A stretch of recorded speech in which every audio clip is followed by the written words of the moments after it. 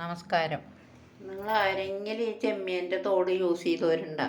നമ്മൾ ഈ ചെമ്മീൻ നന്നാക്കി കഴിഞ്ഞാൽ അതിൻ്റെ തോട് കൊണ്ട് കളയല്ലോ. ചിലവരാണെങ്കിൽ അതിൻ്റെ തലയും കളയാറുണ്ട്. ഞങ്ങൾ തലയൊന്നും കളയില്ല കേട്ടോ. അപ്പോൾ ഈ ചെമ്മീൻ തോട് കൊണ്ട് നമുക്കൊരു ചെമ്മീൻ ചമ്മന്തി പൊടിക്കാം. അപ്പോൾ അതെങ്ങനെയാണെന്ന് നോക്കാം.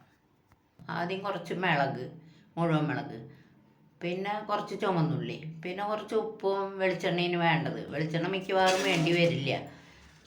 ഇത് വറുക്കാനിട്ടു. ഇതിൽ കുറച്ച് വെളിച്ചെണ്ണ ഒഴിച്ചിട്ട് വറുക്കുക.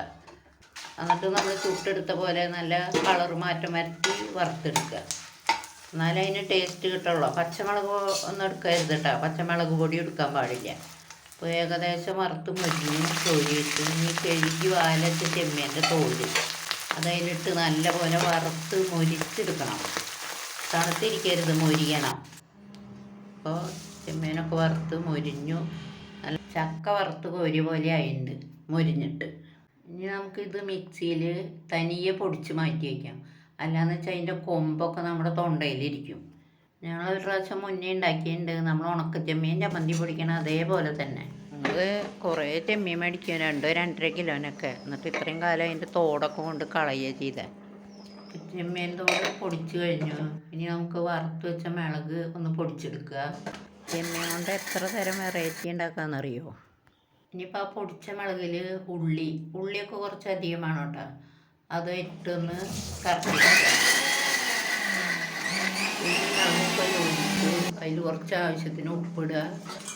ഇനി നമുക്ക് ഇതിന് മിക്സ് ചെയ്തെടുക്കുക. എല്ലാം കൂടി നല്ല പോലെ യോജിപ്പിച്ചെടുക്കുക. അല്ലാന്ന് വെച്ചാൽ ഈ മിളക് പൊടിച്ച് ഉള്ളിയും പൊടിച്ച് കഴിഞ്ഞിട്ടാണ് ഈ ചെമ്മീൻ ഇടാറ്, ഉണക്കച്ചെമ്മീൻ.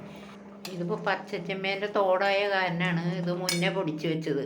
അപ്പോൾ നമ്മളിതെല്ലതും കൂടി മിക്സ് ചെയ്തു. ഇതിൽ വെളിച്ചെണ്ണ ഒഴിച്ചില്ല, കാരണം ഈ ചെമ്മീൻ്റെ തോട് വറുത്തതിൽ നല്ല എണ്ണമയം ഉണ്ടായിരുന്നു. അപ്പോൾ വെളിച്ചെണ്ണയുടെ ആവശ്യമില്ല.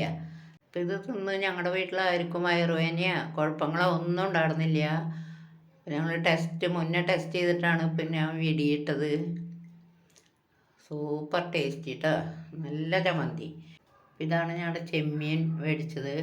ഇത് നന്നാക്കണേന് ഇതിന് പ്രത്യേകമായിട്ട് ഇതിൻ്റെ ആ തലയൊക്കെ കളഞ്ഞു കഴിഞ്ഞാൽ അതിൻ്റെ നടുവിലൊരു കുടലുണ്ട്. അത് പ്രത്യേകിച്ച് അത് എടുത്ത് മാറ്റണം, അല്ലെങ്കിൽ അതിനെന്തോ വയറുവേദനയൊക്കെ വരുന്ന പറയണ്.